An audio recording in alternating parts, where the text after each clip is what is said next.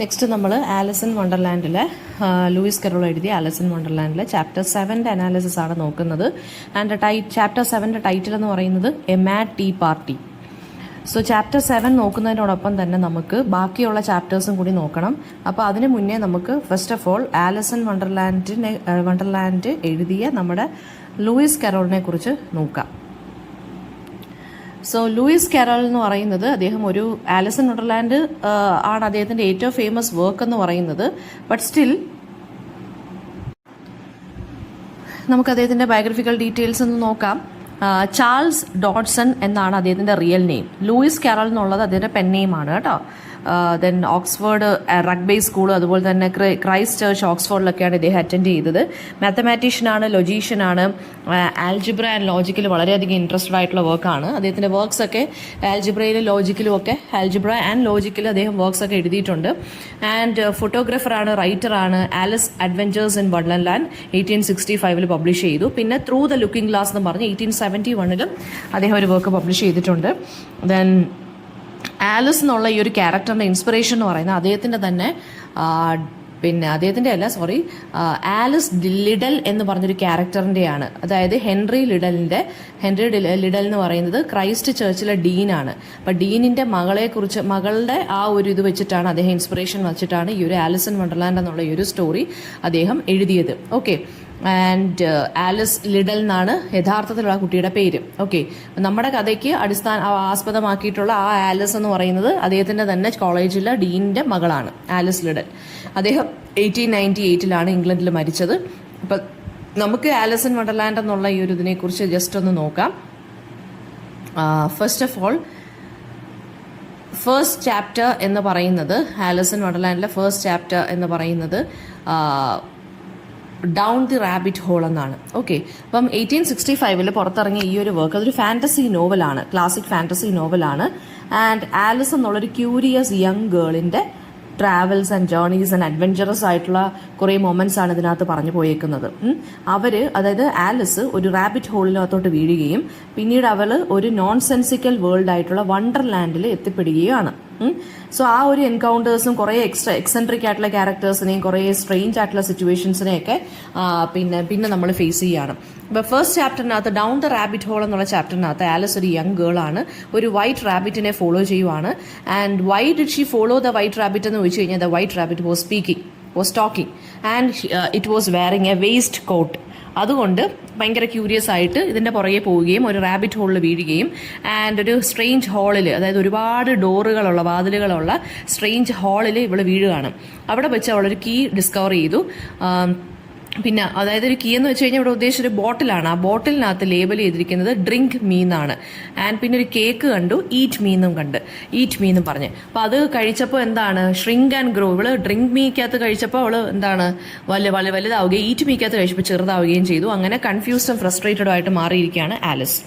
Then chapter 2 എന്ന് പറയുന്നത് the pool of tears എന്നാണ്. അപ്പം ചാപ്റ്റർ 2 പറയുന്ന ആലിസ് വളരെ ലാർജായിട്ട് ഗ്രോ ചെയ്യുകയും ഭയങ്കരമായിട്ട് കരഞ്ഞപ്പോൾ അവിടെ വെള്ളപ്പൊക്കം ഉണ്ടായി.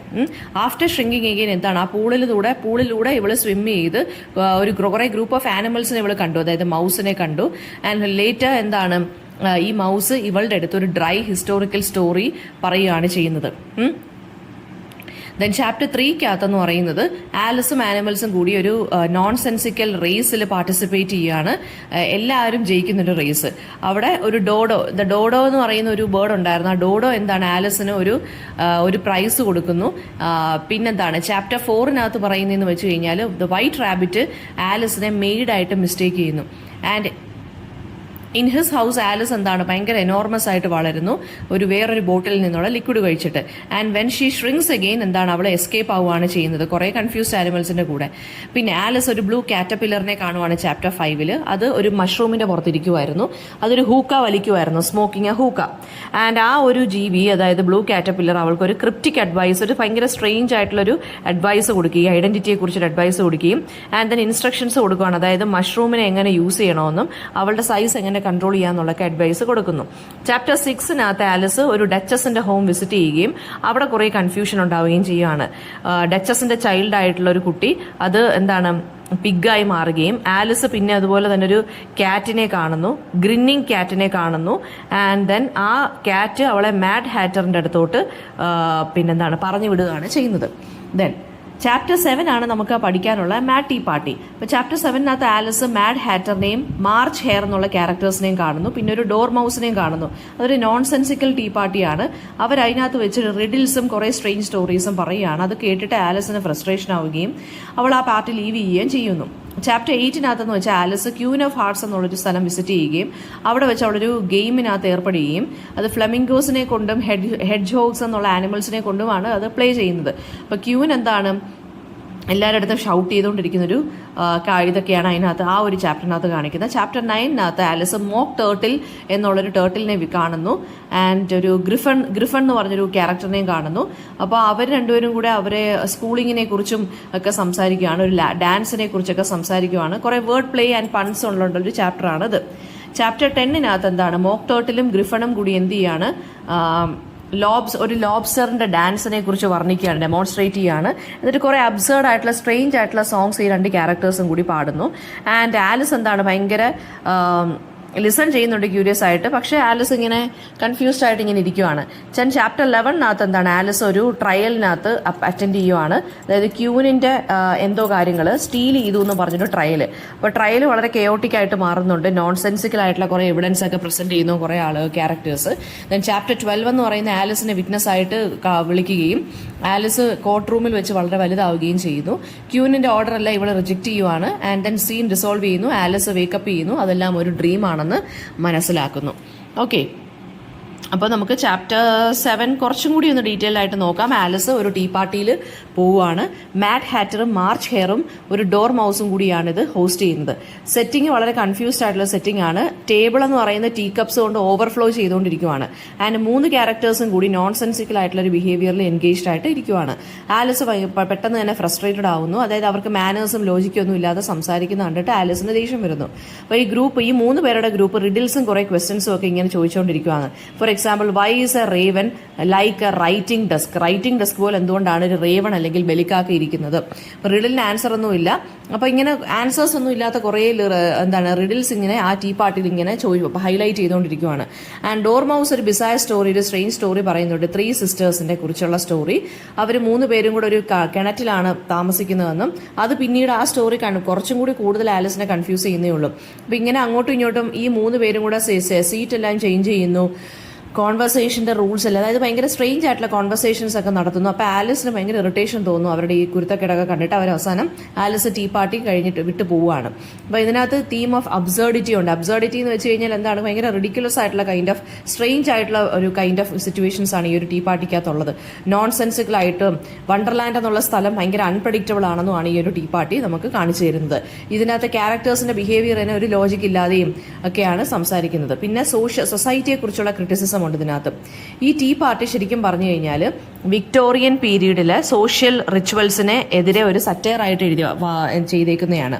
അതായത് വിക്ടോറിയൻ പീരീഡിൽ ഒരുപാട് ഫോർമൽ ആയിട്ടുള്ള ടീ ഗ്യാതറിങ്സ് ഉണ്ടായിട്ടുണ്ട്. അപ്പം അതിനെ കളിയാക്കിക്കൊണ്ടാണ് ഈ ഒരു ചാപ്റ്റർ എഴുതിയിരിക്കുന്നത്.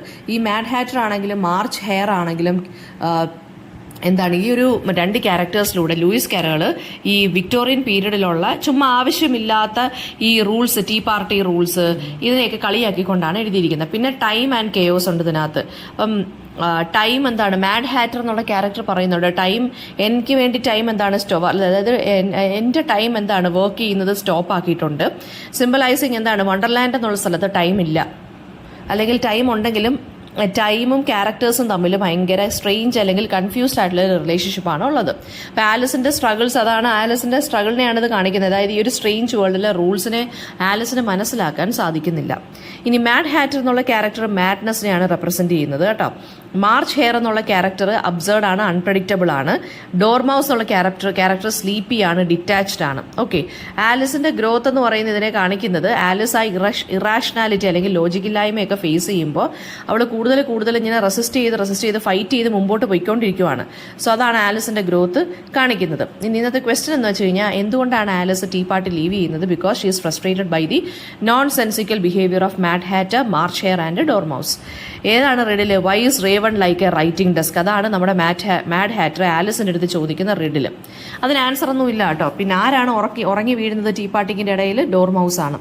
ദെൻ മാഡ് ഹാറ്റർ എന്താണ് ടൈമിനെ കുറിച്ച് പറയുന്നത്? Time has stopped working for him. പിന്നെ സിഗ്നിഫിക്കൻസ് ഓഫ് ടീ പാർട്ടി എന്ന് വെച്ച് കഴിഞ്ഞാൽ ലാക്ക് ഓഫ് ലോജിക്ക്, അബ്സേർഡിറ്റി അല്ലെങ്കിൽ സ്ട്രേഞ്ച്നെസ്, കൺഫ്യൂഷൻ, വണ്ടർലാൻഡിനെയാണ് കാണിക്കുന്നത്. വിക്ടോറിയൻ പീരീഡിലെ സെറ്ററൈസ് ചെയ്ത് കാണിക്കുകയാണ്. പിന്നെ ആലിസും ടീ പാർട്ടി ക്യാരക്ടേഴ്സും തമ്മിലുള്ള ബന്ധം എന്താണെന്ന് ചോദിച്ചാൽ ആലിസ് വളരെ ക്യൂരിയസ് ആണ്, എല്ലാ ക്യാരക്ടേഴ്സുമായിട്ട് എൻഗേജ് ചെയ്യുന്നുണ്ട്. പക്ഷേ ഈ ക്യാരക്ടേഴ്സ് എല്ലാം നോൺ സെൻസിക്കലായിട്ടാണ് ഇവളെടുത്ത് സംസാരിക്കുന്നത്. സോ അവൾ ഭയങ്കര ഫ്രസ്ട്രേറ്റഡ് ആയിട്ട് മാറുന്നു. അപ്പം ആലിസ് ഈ ഒരു ടീ പാർട്ടിയിൽ ആലിസ് ഭയങ്കര ഇംപേഷ്യൻ്റ് ആയിട്ട് മാറുകയാണ് ചെയ്യുന്നത്. അപ്പോൾ ഇത്രയും കാര്യങ്ങളാണ് ഇതിനകത്ത് പറഞ്ഞു പോകുന്നത്.